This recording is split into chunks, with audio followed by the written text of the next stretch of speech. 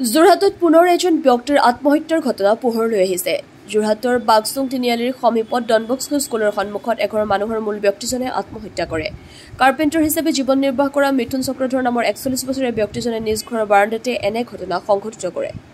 News desk N live. Husband কেনেকৈ ঢুকালে?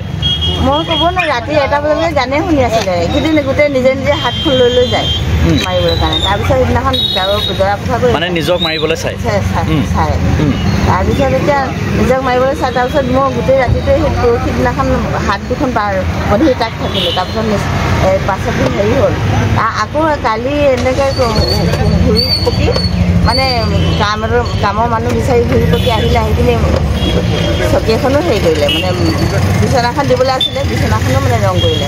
বিচনাখন দিলে। তেখেতৰ নামটো কি হয়? তেখেতৰ নামটো কি?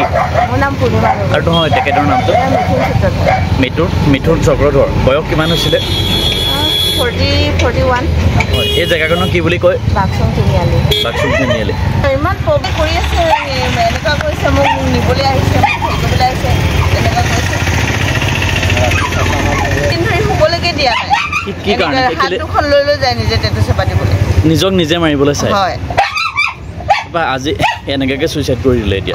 তাৰপিছত কালি ৰাতি তোমালোকে শুৱা, মই বাৰু ভাত খাবলৈ মাতিলোঁ, ভাতো নাখালে। তাৰপিছত মই বোলে তোমালোকে শুৱা, মই বোলে মোকো গালি দিলে। মোৰ লগত কথা নাপাতিলোঁ আৰু কিবা এটা মোৰ হৈছে, তাৰ মই অকণ ঠাণ্ডা হয়, মই নাপাতো কথা। নামটো কি ক'লে? নামটো কি ক'লে? মিথুন চক্ৰধৰ। কি কাম কৰিছিলে? যিকোনো খবৰ বিজ্ঞাপনৰ বাবে যোগাযোগ কৰক 7896121996।